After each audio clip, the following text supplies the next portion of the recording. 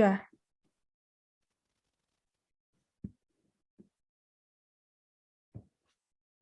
Assalamualaikum warahmatullahi wabarakatuh.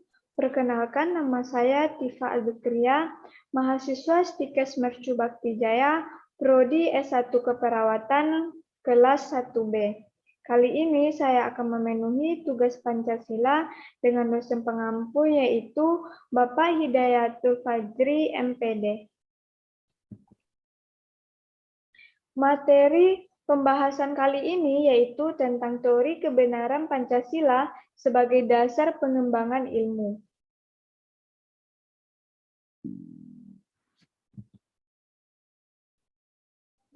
Yang poin A-nya adalah Pancasila sebagai sistem ilmiah dan sebagai sistem filsafat.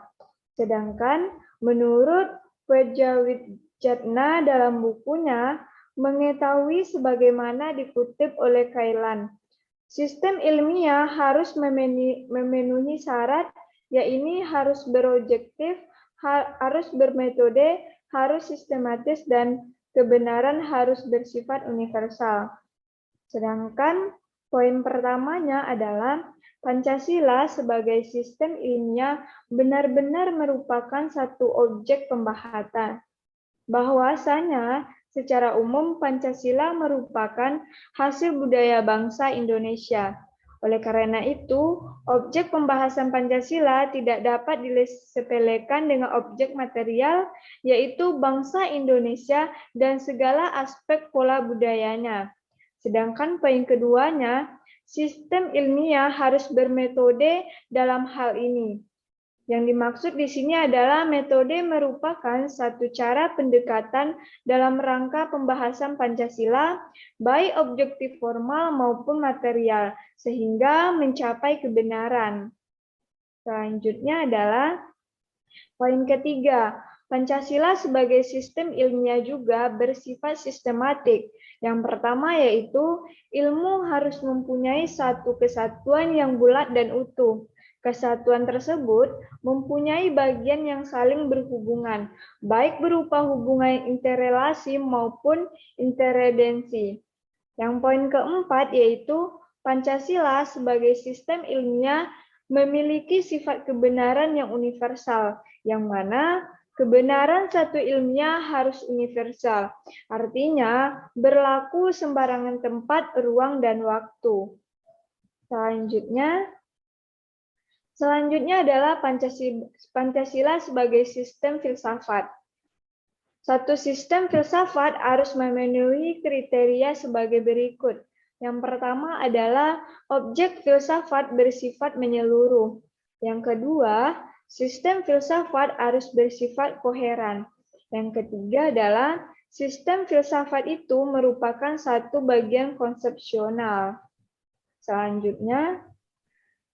Selanjutnya adalah poin B, sistem kefilsafatan Pancasila Notonagoro, yaitu sistem filsafat Pancasila merupakan satu bagan konsepsional menurut Katsof, yang mana konsep ini merupakan yaitu masih generalisasi serta abstraksi dari pengalaman tentang proses satu demi satu. Sedangkan di sini adalah Pancasila juga merupakan abstraksi dari pengalaman dan perjalanan hidup bangsa Indonesia yang menurut Tono Nagoro diambil dari adat, kebiasaan, kebudayaan, dan agama yang telah ada pada bangsa Indonesia. Sedangkan objektif filsafat bersifat menyeluruh. Sistem filsafat Pancasila dapat mewadahi semua permasalahan kehidupan dan menampung dinamika masyarakat. Sedangkan menurut Notonagoro, antara landasan Pancasila sebagai sebabnya dan bangsa Indonesia sebagai akibatnya. Yang selanjutnya adalah sistem filsafat harus bersifat koheren. Sedangkan menurut Notonagoro, Pancasila sebagai dasar filsafat negara merupakan satu kesatuan tersusun atas beberapa bagian yang tidak saling bertentangan. Sementara menyusun hal yang baru dan utuh yaitu dalamnya mengandung sila lainnya. Sedangkan filsafat Pancasila harus bersifat mendatar. Hubungannya antara negara Indonesia dengan landasan sila-sila Tuhan, manusia, rakyat, dan adil. Sedangkan sistem filsafat juga harus bersifat spekulatif. Dalam filsafat Pancasila, Nutu Nagoro, hal ini menyangkut rumusan artian Pancasila, yang kefilsafatannya dari sila kesatuan sampai sila kelima. Refleksi kefilsafatan dikembangkan Nutu Nagoro untuk pengertian hakikat sila Pancasila, kemudian dijadikan pangkal tolak pengalaman objektif dan pemangkalan subjektif. Yang selanjutnya adalah poin C, yaitu teori kebenaran Pancasila, yaitu ada 3. Yang pertama yaitu teori koherensi.